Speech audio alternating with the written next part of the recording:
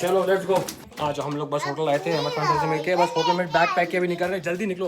तो we are going to the airport back to Delhi today.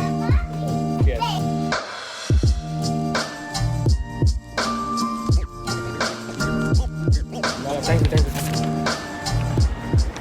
बहुत बड़ी घमासान स्टोरी हो गई आज। तो मैं फ्लाइट पकड़ने के लिए रितु को ड्रॉप कर दिया। I am not catching the flight, I am going back to the hotel. Hotel लेके समझाता हूँ क्या स्टोरी है।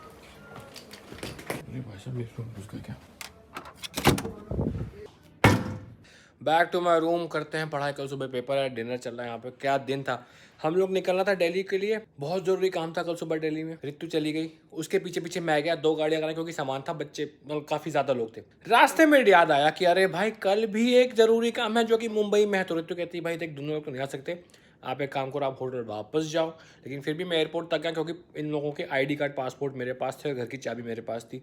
वहाँ दिया, दौड़ के वापस आया होटल में। जैसे ही होटल में चेक इन किया, यहाँ पे चालू था काम, सामान सब ऑलमोस्ट। मुझे था कि अगर चेकआउट, ये हमारा होटल था और 2 दिन तक था, बट हमें था कि अब जाना है तो खत्म बात। मैं बोल के सर मैं जा रहा हूँ, वापस नहीं आऊँगा। जैसे मैं रास्ते से फ़ोन को उठाने में भागा, जैसे ही उन्होंने कहते सर ऑलमोस्ट बस आपका चेकआउट दिखाने वाले थे, अगर ये रूम चला जाता ना तो फिर आपको नहीं मिलता, क्योंकि मुंबई में रूम्स है ही नहीं भाई। पता नहीं जब से आईपीएल चालू हुआ है मुंबई में रूम्स है ही नहीं। किसी भी होटल में आप देख लो सबके डबल रेट हुए पड़े। फाइनली पहुंच चुके रूम पे। आज का दिन काफ़ी ज़्यादा हेक्टिक रहा, बट भगवान मेहरबान है अगर दिन हेक्टिक है आपका तो इट इज़ गुड एक्चुअली, कि अगर आप बिजी रहते लाइफ में तो। और हाँ, जब एक बार जब एग्जाम्स हो जाएंगे ना तो व्लॉग थोड़ी रेगुलर हो जाएंगे। अभी थोड़े इरेगुलर से हो गए, मुझे पता है, सॉरी, बट एग्जाम्स चल रहे हैं। आप कहाँ चले गए भाई? कहाँ चले गए? पापा को दिल्ली आ गया? रो रहा था क्या? हाँ, कहते हैं पापा पापा। इतनी याद आती पापा की? हाँ भाई, प्यार तो बहुत करती है आपसे। मेरा बच्चा।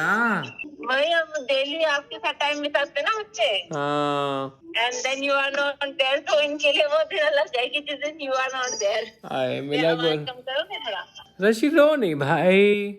अब दिखा तो दो, देख तो लो पापा की शक्ल। आए मिला बच्चा रो हाँ, मेरा रहा। बच्चा। हाँ उधर हो मिला। जाओ, पीछे होके बैठो। पापा का पेपर है कल, पापा पढ़ाई कर रहे हैं।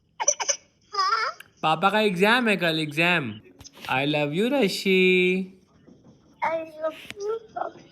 और मेरा बच्चा, I love you so much. मैं मिस कर रहा हूँ आपको। मैं जल्दी जल्दी एग्जाम लेके आ जाऊंगा कल। और सब guys, welcome back to the vlog. आज है लॉ ऑफ कॉन्ट्रैक्ट का पेपर। रात को सोते सोते काफ़ी लेट हो गया था। अभी उठा भाई 10 बजे पेपर है, 9:40 पे उठा। फिलहाल 9:50 हो रहा है। कॉफ़ी बना ली है, कॉफ़ी और अपने सामान वामान सब रेडी है। शुरू करते हैं एग्ज़ाम। 3 घंटे का एग्ज़ाम है, उसके बाद थोड़ा सा एक्स्ट्रा टाइम मिलता है उसको अपलोड करने के लिए। शुरू करते हैं पेपर। जय माता दी। और कल रात को बहुत बसोड़ी हुई, बहुत ही ज़्यादा बसोड़ी हुई। मैं आपको बताऊंगा क्या हुआ, पहले एग्ज़ाम लेते हैं। Just got done with exam. भाई साहब लिखते लिखते उंगलियां दर्द हो जाती। कितना लिखना पड़ता आपको पता नहीं। लॉ के पेपर में साइंस मैथ्स फिजिक्स अलग होती है। न्यूमेरिकल सॉल्व कर रहे हैं, एक पन्ने में पूरा न्यूमेरिकल सॉल्व किया ना तो फिर भी उतना नहीं लिखना पड़ता। भाई साहब यहाँ तो फट लेती है यार। 6 आते हैं, 6 में से अपने को करने होते हैं 4 क्वेश्चन। पहला क्वेश्चन स्टार्ट करते हैं, 8 पन्ने लिख दिए। दूसरा क्वेश्चन 6 पन्ने। आखिरी क्वेश्चन 3 पन्ने 4 पन्ने से ऊपर आप नहीं लिख पाते, क्योंकि पहला क्वेश्चन 1.25 घंटे में, दूसरा क्वेश्चन 1 घंटे में, फिर फट लेती है, फिर आधे घंटे में निपटाते question. Let me give an example कि लॉ स्टूडेंट्स पढ़ते कैसे, हम लोग एग्जाम में लिखते क्या है। हम लोग को एक केस आता है कि भाई ये दिक्कत हो गई, अब केस बताओ। तो पहला क्वेश्चन जो मेरा था बहुत ही इंटरेस्टिंग था कि इस तरफ के भी लॉयर बनो पहले, फिर इस तरफ के भी लॉयर बनो, दोनों तरफ के आर्गूमेंट जो कि कोर्ट में क्या होगा, फिर अपना डिसीजन बताओ कि अगर कैसे होना चाहिए। ये है मेरा आंसर नंबर 1। अभी एक होता है बंकिंग। बंकिंग के पास अपनी एक रेसिडेंशियल प्रॉपर्टी होती है, एक होती है एग्रीकल्चरल प्रॉपर्टी। वो अपने वाइफ और बेटों को वो प्रॉपर्टी ना देके अपने नेफ्यू को दे देता है। नेफ्यू के पास एक और प्रॉपर्टी भी होती है। अब उसकी वाइफ कहती है कि 90 साल का था, बुढ़ा था, सठिया गया था, इसने सही डिसीजन नहीं ले पाया। तो कॉन्ट्रैक्ट में भी होता है कि भाई जब आप कॉन्ट्रैक्ट करते हो तो you should be in right state of mind to do the contract. तो कहती है भाई ये पगला गया था, इसने मुझसे कंसल्ट नहीं किया, अपनी इकलौती बेटी से कंसल्ट नहीं किया। हो सकता है जिस नेफ्यू को उसने दिया उसने उसके ऊपर कुछ जादू टोना करके उसको बहला फुसवा के, मतलब डोमिनेंस दिखा के इससे लैंड हड़प लिया। तो ये केस था, दोनों तरफ के लॉयर आपको बने थे। पहले मैं बना बंकिम की वाइफ का lawyer, representing Bankim's wife side as counsel. तो भाई साहब अनड्यू इन्फ्लुएंस डिफाइन क्या, सेक्शन 16 क्या कहता है, सेक्शन 16(2) क्या कहता है। तो ये इसने डिफेंस लिया था उसकी वाइफ ने कि when he makes a contract with a person whose mental capacity is temporary और permanently affected by reason of age और मेंटल एबिलिटी। तो ये कहता है कॉन्ट्रैक्ट एक्ट 1872 का कि भाई जब ऐसा होता है तो आप कॉन्ट्रैक्ट को वॉइडेबल कर सकते हैं। उसके बाद रघुनाथ प्रसाद, सरजू प्रसाद का केस था, वो डिस्कस किया। उस समय सुप्रीम कोर्ट नहीं होता था, उस समय प्रीवी काउंसिल बोलते थे, क्योंकि आजादी के पहले के केस है ये। We have to look whether Bankim's nephew was in a dominating position to influence Bankim और नॉट। तो मोटा मोटा उसकी वाइफ ने बोला कि भाई ये पगला गया था, बुढ़ा सटिया गया था, 90 साल की उम्र में हमको तो ये गोली मार गया। अब मैं बना उसके बंकिम के नेफ्यू का वकील। तो बंकिम के नेफ्यू ने डिफेंस क्या लिया कि भाई उसने डिफेंस लिया कि जस्ट मेयर अगर आपकी ग्रेट एज है डज नॉट मीन कि आप अंडर इन्फ्लुएंस हैं। Supporting the case of Subhash Chandra Das versus Ganga Das 1967। Similar case था। In this case donor was of great age, he gifted his property to his grandson. तो इस बड़ा इंटरेस्टिंग केस था भाई। ट्रायल कोर्ट कहता है कि हाँ ये गिफ्ट सही दिया था। हाई कोर्ट के पास जब केस गया, हाई कोर्ट कहता नहीं भाई वो बहुत बुढ़ा था इसलिए वो अंडर इन्फ्लुएंस था। पलट दिया हाई कोर्ट ने ट्रायल कोर्ट का डिसीजन। फिर सुप्रीम कोर्ट के पास गया, सुप्रीम कोर्ट ने फिर पलट दिया। देखो क्या बोलता है, gift is valid, presumption made by high court were not warranted by law and the whole approach of the judges of the high court was wrong। फिर जस्टिस मिटर जे ने बहुत इंपॉर्टेंट चीज कही थी कि भाई there is no presumption or imposition of fraud merely because the donor is of old age or weak character। साला गलती कर दी यहाँ पे, old age लिखना था, देखो अपनी मिस्टेक, रिवीजन नहीं करता, यही होता है। उसके बाद फाइनली मैंने अपना कंक्लूजन कुछ दिख ही नहीं रहा। उसके बाद मैंने फाइनली अपना कंक्लूजन लिखा और ये बताया कि मैं क्या सोचता हूँ। तो मेरे हिसाब से कि अंडू इन्फ्लुएंस नहीं था और जो डील बंकिम ने करी थी अपने नेफ्यू को लैंड दे के वो बिल्कुल सही डील थी। उसकी वाइफ को कुछ नहीं मिलना चाहिए। तो इस तरीके से आप एनालाइज करते हैं कि लॉ क्या कहता है, उस स्टैट्यूट में क्या लिखा है, उस लॉ में क्या लिखा है, कॉन्ट्रैक्ट एक्ट में क्या लिखा है। उसके बाद जब कोर्ट में ऐसे सिमिलर केसेस का तो कोर्ट ने क्या कहा, किसके बाद क्या हुआ, कैसे हुआ, फिर आपका अपना डिसीजन आप क्या समझते हैं। अगर आप होते तो कुछ इस तरीके का होता है। इसीलिए मैं कहता हूँ कि लॉ बहुत इंटरेस्टिंग है। तो ये था Bankim's wife will not succeed in the cancellation of transfer of property deed, the ratio of Raghunath Prasad versus Sarju Prasad 1924 also substantiate cases आपकी लाइफ। जैसे कॉन्ट्रैक्ट है, हर जगह कॉन्ट्रैक्ट, तो कॉन्ट्रैक्ट ही कॉन्ट्रैक्ट है। नौकरी कर रहे हो कॉन्ट्रैक्ट है, कहीं और जा रहे हो कॉन्ट्रैक्ट है, किसी के साथ डील कर रहे हो कॉन्ट्रैक्ट है, घर खरीद रहे हो कॉन्ट्रैक्ट है।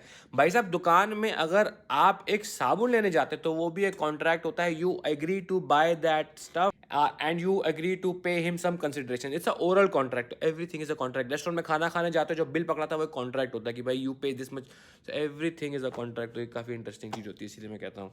शाम के 6 बज रहे हैं, काफ़ी सारे काम आज निपटा दिए, एग्जाम निपटा दिया और काफ़ी सारे इंटरव्यूज़ बैक टू बैक चले इसी रूम में। 4-5 इंटरव्यूज चले, वीडियो इंटरव्यूज थे, बट वो भी निपटा दिए। अभी जिम जाने का प्लान करते हैं, सुबह से कुछ खाया नहीं है, जिम जाते हैं उसके बाद ही खाएंगे। लेकिन अभी क्या है दिक्कत, कल रितु मेरे सारे जिम के कपड़े अपने साथ, लेकिन मेरे पास जिम के कपड़े नहीं है। तो या तो मुझे जीन्स पहन के जाना पड़ेगा, आई हेट, क्योंकि अगर मैं होता ना जिम में, मुझे दिखता कोई जिम में जीन्स पहन के आ गया, आई थिंक कितना रिस्पॉन्सिबल बनता है, लेकिन अभी है नहीं मेरे पास।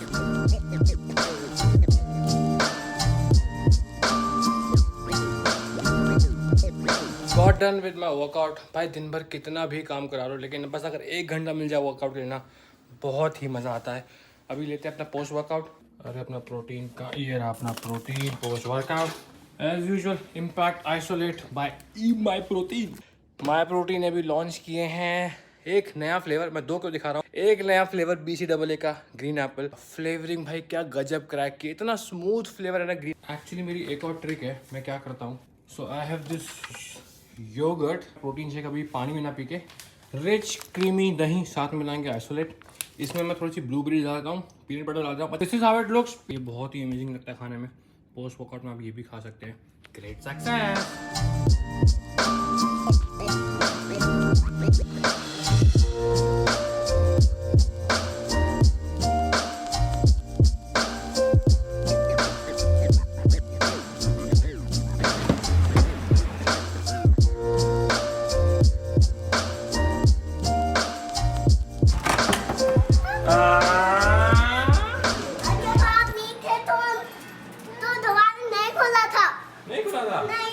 आपके लिए सरप्राइज लाया हूँ चीची, आपके लिए देखो न्यू सोफा आ गया।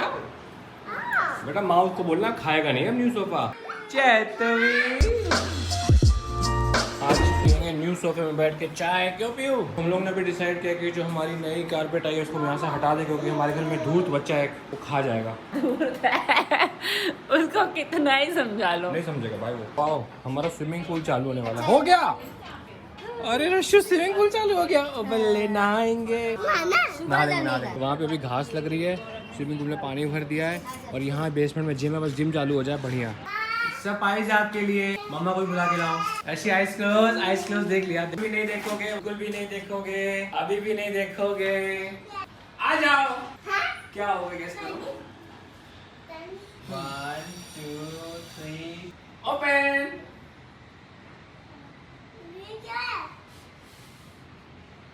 ये क्या ये क्या है? भूल गई इसको? चुटकी जो आपका पहला गिफ्ट था जब मम्मा के पेटों में थे, पापा लेके आए थे, जो माओ खा गया था। अबे यार रशी। नहीं ये थोड़ी छोटी वाली है ना। हाँ ये छोटी है। थोड़ी सी डिफरेंट है। किसी ने भेजा है यार ये। हार्दिक ने भेजा ये, मुझसे एड्रेस मांगा था वो एड्रेस। कौन सा हार्दिक? अपना हार्दिक। मम्मी मैं छुपा दूंगी, मम्मी नहीं मिल पाएगी। तो Rashu for the priceless smile of Rashu, दादा से बात करेंगे, उनका हैप्पी एनिवर्सरी आ। चलो हैप्पी एनिवर्सरी। उसमें उस दिन क्या होता है, एनिवर्सरी वाले दिन क्या होता है? पता नहीं। कहाँ गए थे? लंगर खाया आज? घोड़े बनाए, अच्छा एनिवर्सरी पे लंगर खिलाया पापा। पकौड़े बनाए कह रहे। क्या दिया क्या दिया? गिफ्ट दिया छोटा सा। अरे वाह। हाँ